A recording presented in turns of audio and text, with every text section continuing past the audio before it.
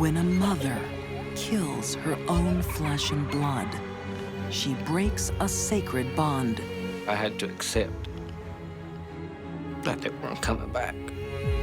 How can we comprehend a woman who drowns her 2 young boys? In a dark car, they're floating and they're screaming for their mother. Jesus teaches us to behave. A deadly delusion drives a mother to destroy the family she loves. She held them down. They fought her for their lives. And a killer mom's lie alters medical history. His paper was used for almost a quarter of a century as a license to kill. These are deadly women who murder their own. They are mothers who kill.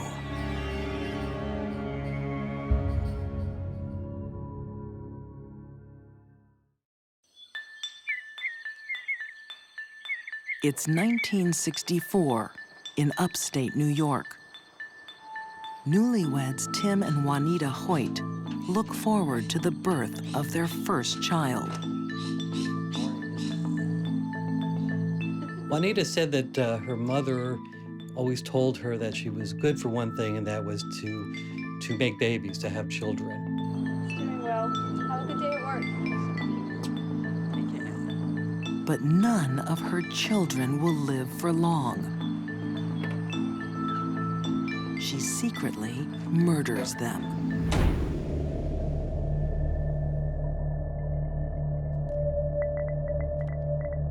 Her first victim is 3-month-old Eric. Home alone together, Wanita smothers him. Smothering an infant is, unfortunately, a very easy thing to do, and it shows no marks.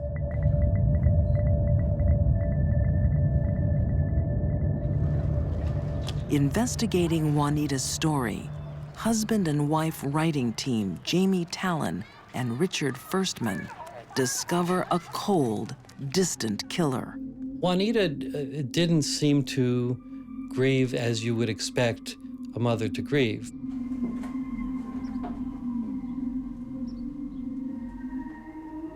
You know, when you have a baby, you take the baby in your arms, you hold the baby. She would never do that. She was very distant. If you look at pictures, she kept them, you know, at arm's distance. At the time, Wanita's coldness goes unnoticed. 3 years later, she strikes again, taking 2 lives in just 2 weeks. Her 6-week-old daughter and her 2-year-old son. I don't think you can even call her a mother. Anybody who takes their children away cannot be called a mother. No one suspects Wanita, especially her husband, Tim. Instead, murder is misdiagnosed as illness, a frightening new disease taking young children in their sleep. The doctors call it SIDS. SIDS is sudden infant death syndrome. And basically, this is a diagnosis that is given to children under 1 year of age who die in their crib, who die while they're asleep. The only time a forensic pathologist will certify a death as due to SIDS is when they've ruled out all other possibilities.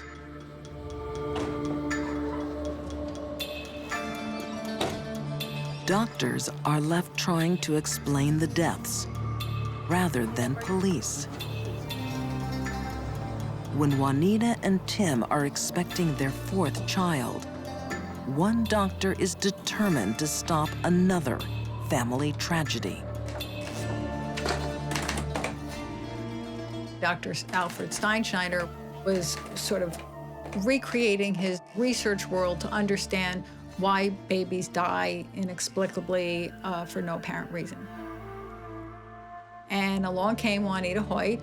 Here he could follow the 4th baby and maybe The key to unraveling SIDS was in his hands.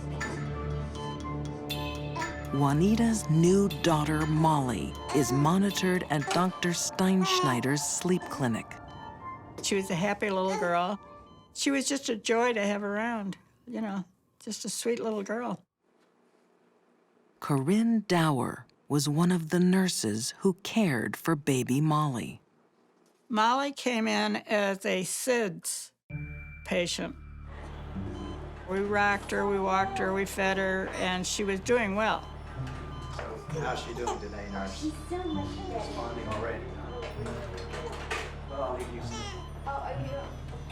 The nurse's only cause for concern is Molly's mother. She seems distant, uncomfortable with intimacy.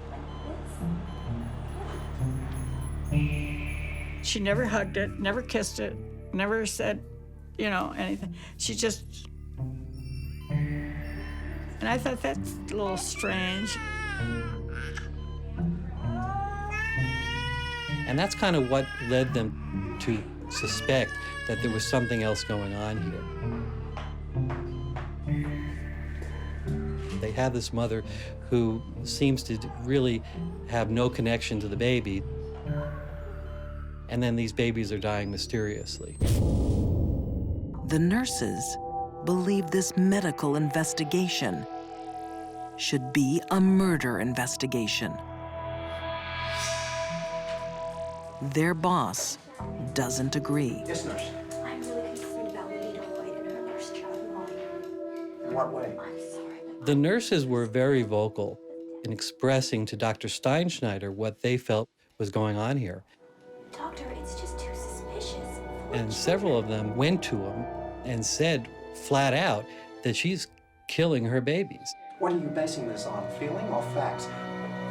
Corinne's worst fears unfold. Enough. Now, I'm very busy, so if you don't mind. Because Dr. Steinschneider, he discharged her. And I said, if you send her home, that lady is going to kill her. And he said, you're just another hysterical nurse. So what can you do? Baby Molly Hoyt is sent home with her mother. It would simply be a matter of time. And then about 11:15, when we were getting ready to go off duty, I said, Joyce, what do you think? Do you think she's still alive? And of course, when I came on duty the next day, she was dead.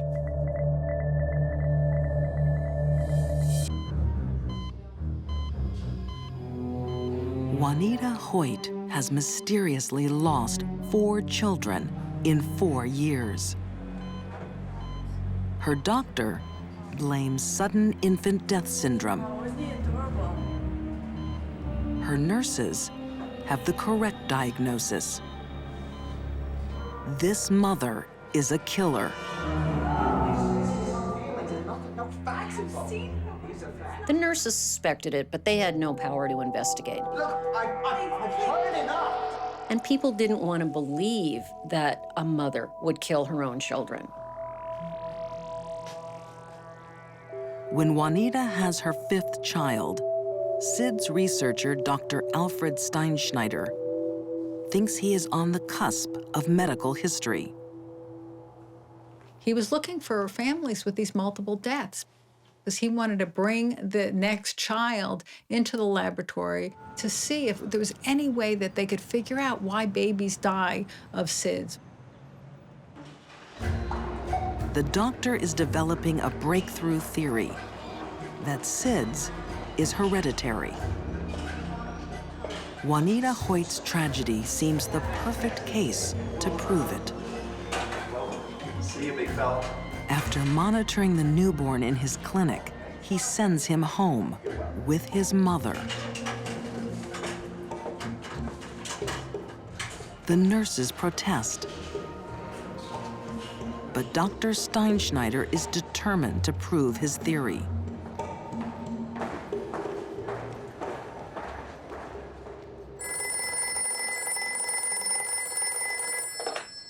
doctor's office. It's happened again.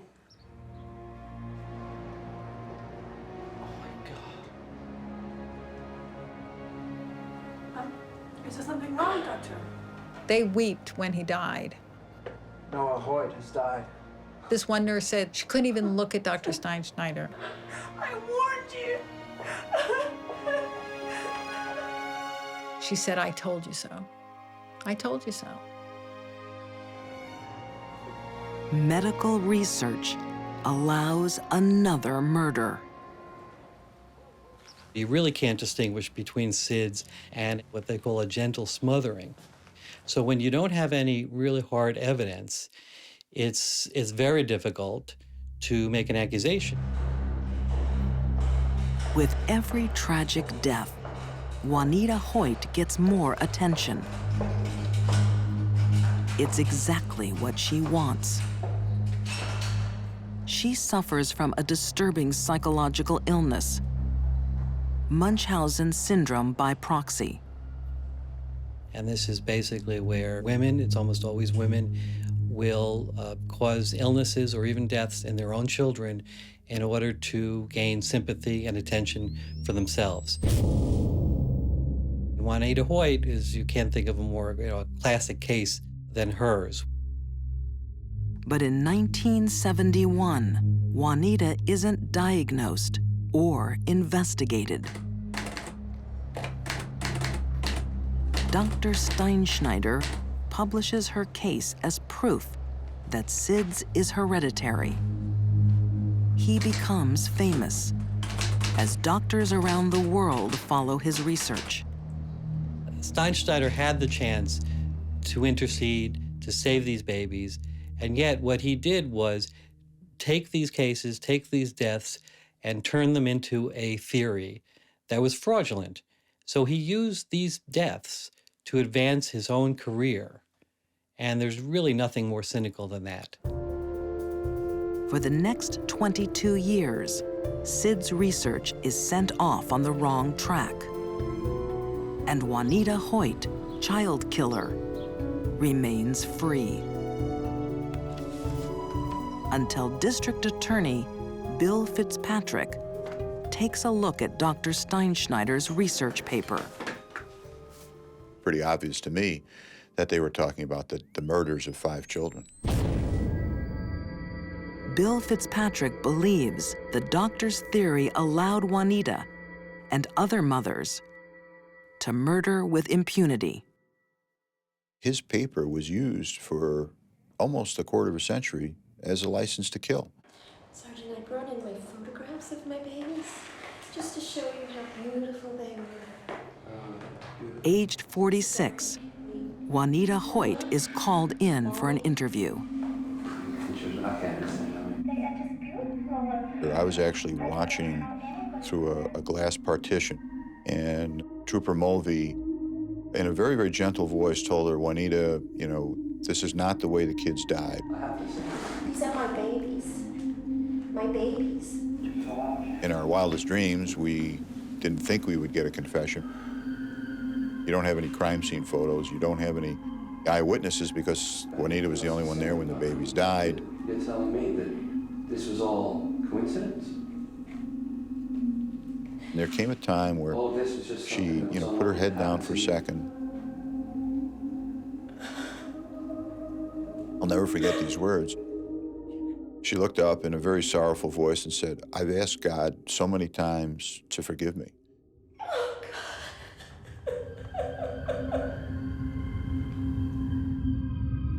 In 1995, Wanita Hoyt is convicted of 5 murder counts and sentenced to 75 years in prison.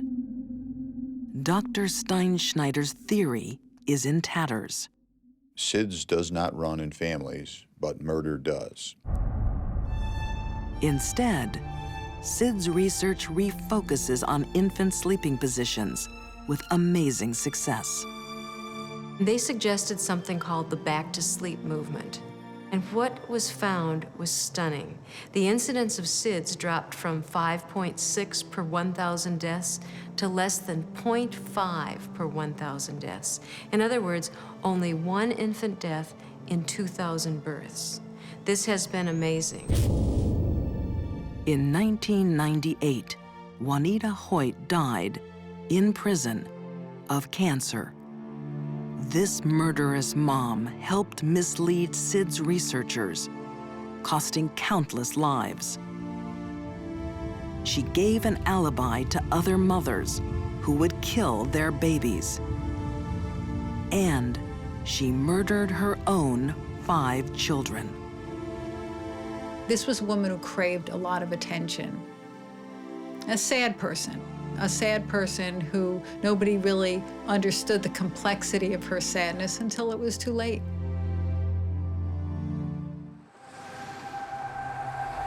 Some mothers murder for attention.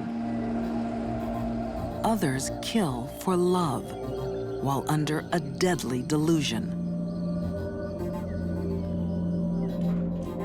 On a summer's morning, a young family are playing happily in their living room. But these 5 children are in terrible danger. Their own mother is tortured by a monstrous urge. She wants to kill them.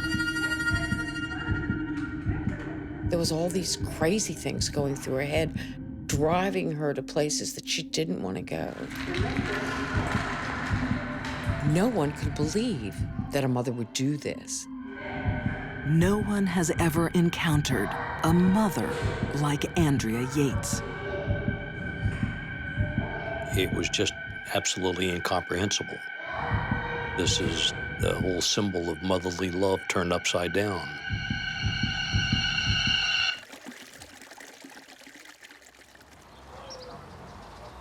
To their friends in Houston, Texas, Rusty and Andrea Yates are a loving, devout couple. I believe we got it right here. There's no question but that there was a bond of love between the two. Andrea was extremely devoted to Rusty. Everything, at least from the outside looking in, appeared to be as normal as one family could be. But Rusty Yates has extreme religious views. This was a guy who firmly believed that women were secondary to their husbands. A woman had to submit to their husband. Their whole purpose in life was to have children. And so, I mean, that's why she had 5, 7 and under. It was whatever God blessed them with, that's what they had. Now then, you lads, you can call me Sergeant, just like you can call Jesus. Each of their 5 children is named after a biblical character. Noah, age 7, John, 5, Paul, 3, Luke, 2, and Mary, 6 months. Jesus looks at us all the time, and he knows when we're bad, and he knows when we're good. Andrea pays a heavy psychological price for her repeated pregnancies. Noah, come back, please. I told you, come back to the circle. Come back here and listen to the story. Andrea had mental issues before she became the mother of 5 young children. Having all those children added so much stress to her life that her psychiatric illness flourished. Former FBI profiler Candice DeLong has seen Andrea's illness before, postpartum psychosis. As a psychiatric nurse, I treated many women who had this disorder. That's Satan listening to you and talking to you. Now you listen to Mommy. A woman becomes so severely depressed after the birth of a child that the depression spirals down into a psychosis. They are really out of touch with reality. These women may hear voices or become delusional.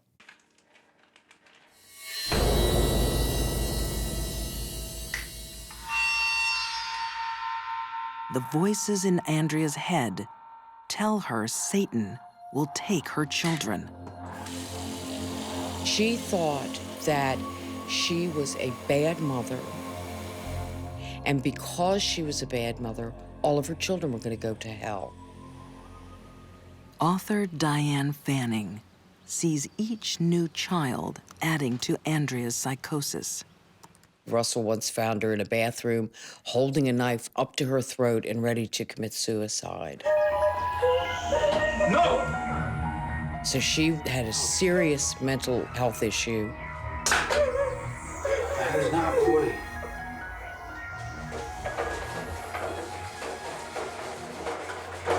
She was obsessed with these dark, dark thoughts about what a horrible mother she was. Boys. And how the little tiny things that her children did were just dreadful, dreadful sins. Noah! Because that's what the voices were telling her.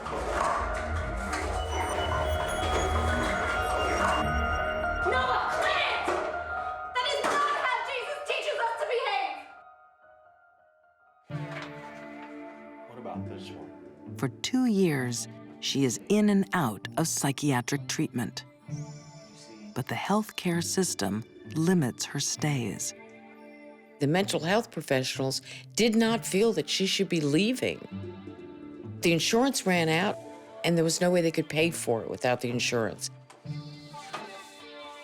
Psychiatrists also warn against having any more babies. Husband Rusty has other ideas. His fundamentalist religion demands another child. After the arrival of Andrea's 5th baby, Mary, she hatches a plan to protect her children. Satan can't take them to hell if she sends them to heaven first. She loved them so much that she took their lives.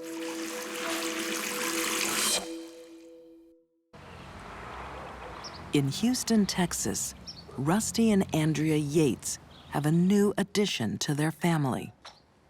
6-month-old Mary is their 5th child and first daughter. Her birth will trigger a terrible event. It was a fairly rapid decline in Andrea's mental health after the birth of Mary. It was obvious that she was becoming increasingly ill. And she was spiraling down into this black hole of a psychotic delusion. Andrea truly believed to the core of her being that she was a bad mother, that the devil was going to get her children and take their souls to hell. The only way to save her children, she believed, was to kill them so their souls would go to heaven to be with Jesus and they would be saved. She believed this with every fiber of her being.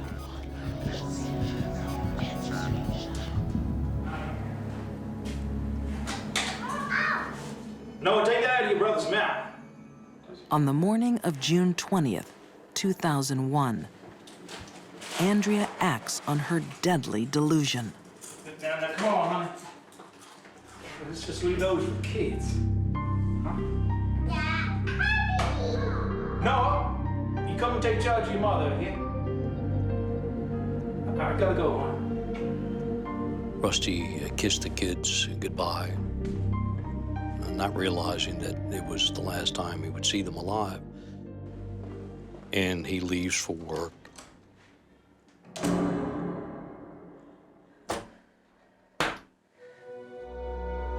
Andrea Yates very carefully filled the bathtub with water.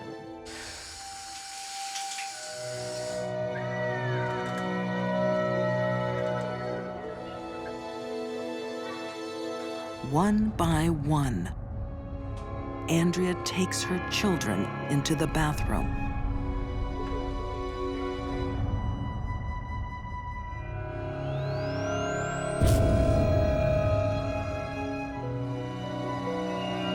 She drowned them in the tub, held them down. They fought her for their lives.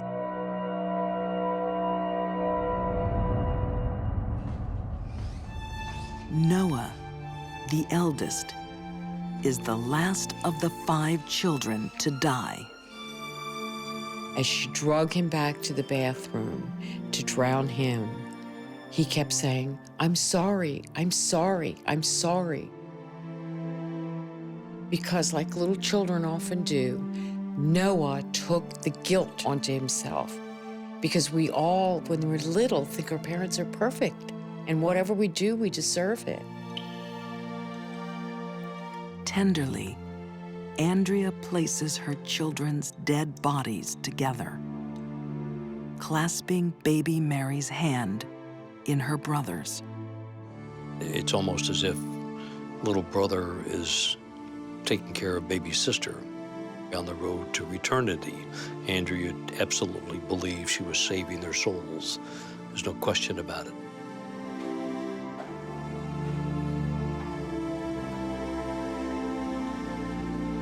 Calmly, Andrea calls her husband.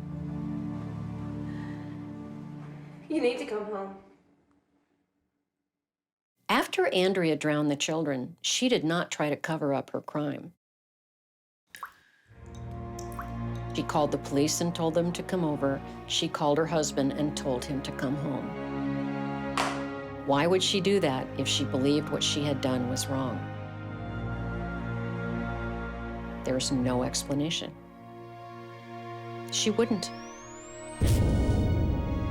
Rusty stands by the wife who murdered his own flesh and blood. He realizes that mental illness caused what occurred. He's never blamed her for taking the lives of their children. Under Texan law, Andrea Yates faces death by lethal injection.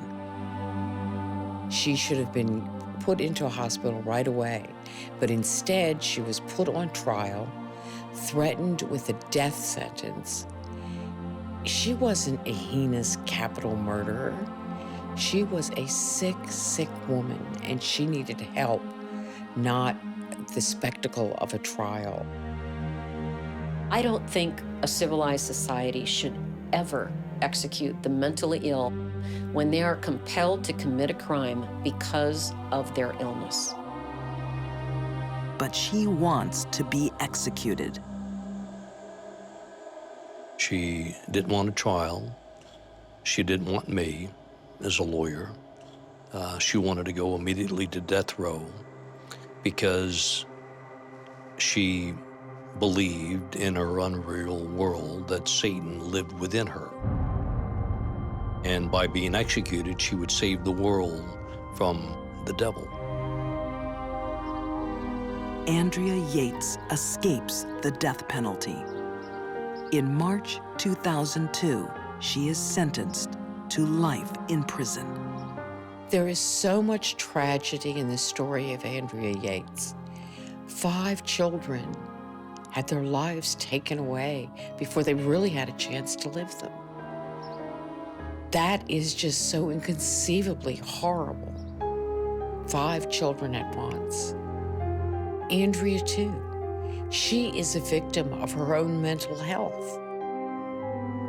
She will never, ever recover from this.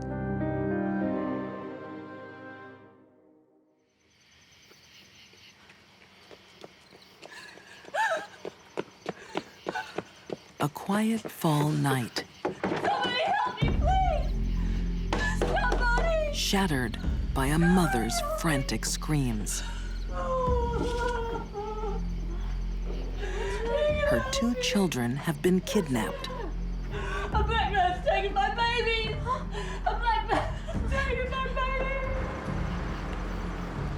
She stopped at a traffic light on Highway 49. She said that a man jumped in the car and told her to get out. Get off the car! Right there! In the back seat! He just got in the car and drove away. I try not to even think about what those kids faced because it can become overwhelming. I can't! I can't! 1, 1994, the town of Union, South Carolina. The kidnapping of Susan Smith's 2 boys grips the country. Thank you, ladies and gentlemen. Thank you. I'm Sheriff how well-to-do me are David and Susan Smith. Their 2 young boys are missing. Michael Smith is 3 years old. His brother, Alex, just 14 months. To whoever has our boys, we ask that you please don't hurt them and bring them back. Their father, David Smith, still feels the pain today. It's probably the worst gut feeling I'd ever had, and maybe still I've ever had. Please return our children to us safe and unharmed. I loved my children very much. And they were, all I had.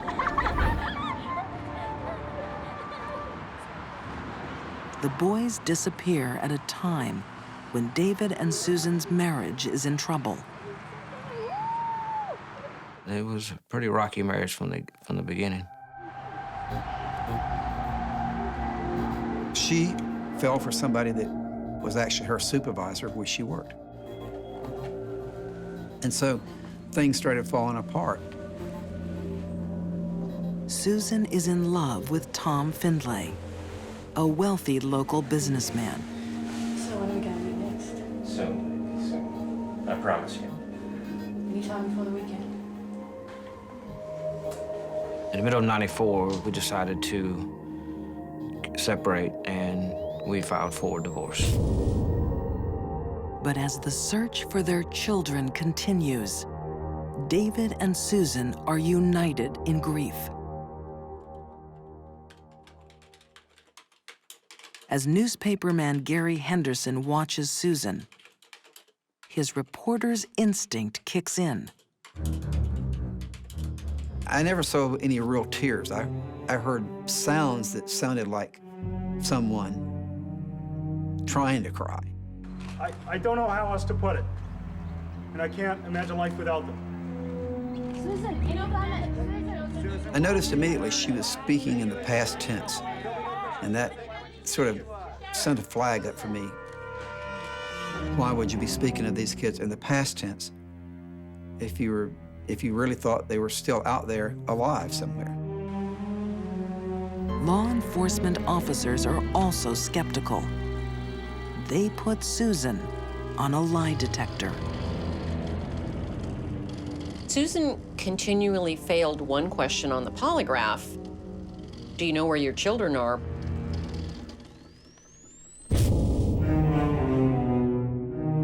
To me, it was she was failing him because she was distraught. She was so upset. She had just had her kids, literally ripped from her. But prosecutor Tommy Pope is becoming suspicious. Susan keeps changing her story about the carjacking. So when law enforcement's not getting accurate information by arguably the person that has the most vested interest in giving it to you, naturally questions arise. Susan, now, we've been over this and over this. I'm not here to hear your story again. The investigators turned up the heat and really leaned on Susan. I don't know. Any black man with 2 white boys in the back of his car, they would have seen him. Because they actually knew that she was lying. They don't believe your story. They don't believe you're describing a real person. What they needed to do was get her to confess because they needed to find those boys. Will you pray with me?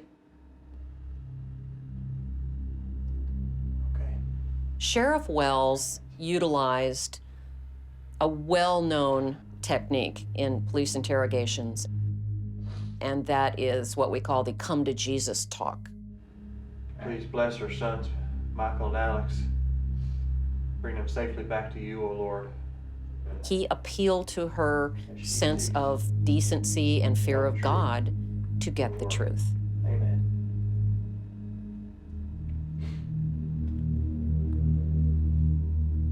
After 9 days of lies, Susan admits to the awful truth. I killed my boy. I drove them into the lake. And I threw them in. I drove them into the lake.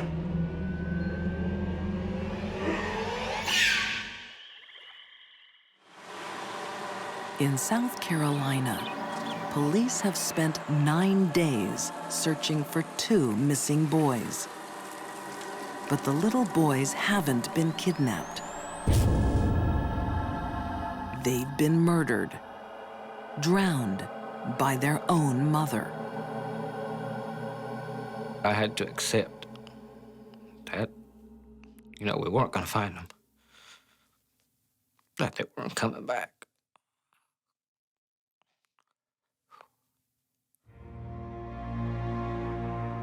David Smith now knows the terrible truth about what his wife has done. It was more of a shock when I found out that she had confessed to doing it. Because I had stood by her for 9 days, and I believed every story, every lie that she told, I believed her. It was hard to look at her and believe she could have done something like that.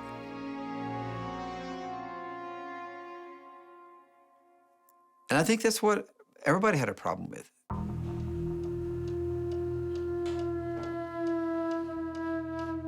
The vast majority of mothers who kill their children do so accidentally in a fit of rage. They go to hit the child, and they hit the child too hard. That is not what was happening with Susan Smith.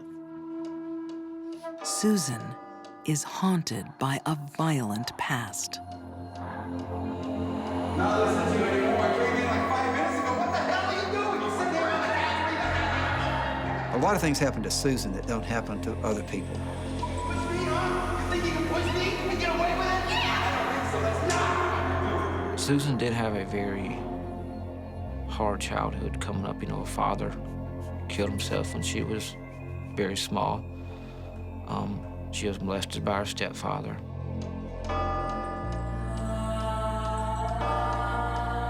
Susan could not handle rejection from a male.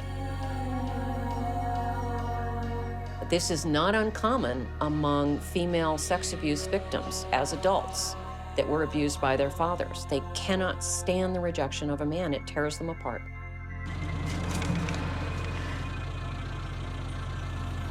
On the day the boys disappear, Susan suffers the rejection that she dreads.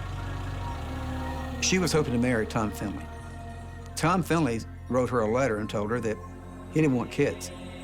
And so that was a problem for Susan because she really wanted to marry Tom Finley.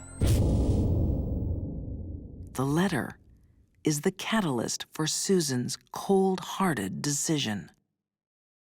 Susan cared about herself. She was very narcissistic, with a little bit of sociopathy mixed in there, and her need for the attention of all the men that she wanted. It made for a very, very dangerous cocktail for those 2 little boys. Shattered by her abandonment, Susan straps her boys in the car and drives to a nearby lake. She decided they were in the way and they were causing her pain. And so she merely was getting rid of the source of the pain.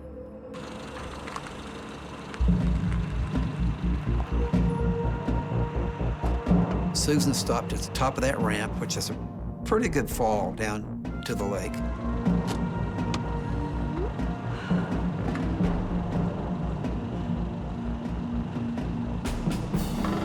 She opened the door and hopped out. She took her car out of gear and let the car go.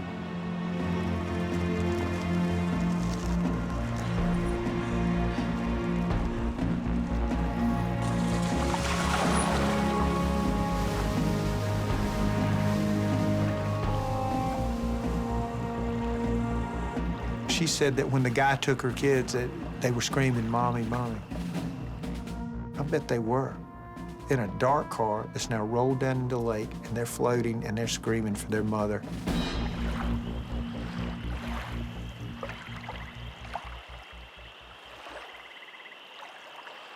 Who knows how long it took the children to die? How long did they float out there before the car turned upside down and dropped into the water? In the car, there would have been panic. They were restrained in their car seats, so they could only reach up just far enough to keep their nose above water. In all likelihood, they would have experienced panic, terror, as they could no longer get a breath. Michael and Alex are found 9 days later, still strapped into their car seats. When the diver found that the car's upside down, you know, it's murky because it's been filled with water, and the lake water was dark. But he saw a small hand kind of pressed against the glass. A lot of guys I'd worked with for years, grown men who had worked hard on this case, that had struggled to try to bring those boys back home, and they were just openly weeping. In July 1995, Susan Smith is found guilty of 2 counts of murder. Susan's unusual in that the murder of her sons was premeditated, very cold-hearted, very cold-blooded. It had nothing to do with losing her temper. It all had to do with making her life temporarily better. And in that regard, she's a very unusual mother. Thank God. Susan is sentenced to 30 years in prison.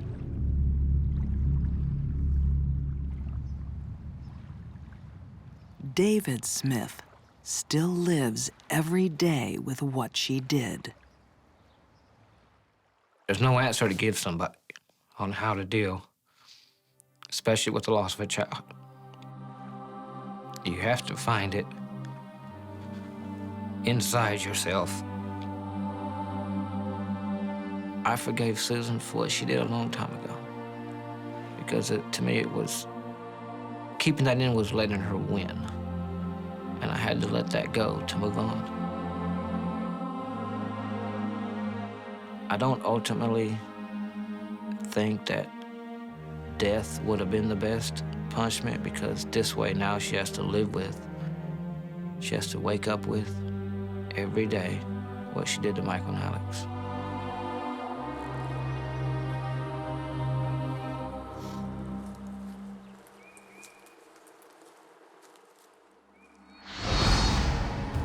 These deadly women defeated their strongest instinct. Wanita Hoy lived half her life with the most awful secrets. Rejected by her lover, Susan Smith responded with a terrible sacrifice. And Andrea Yates was so deluded, she drowned her 5 children to save their souls. Most women would die to save their children. But for these mothers, the drive to protect was defeated by an urge to kill.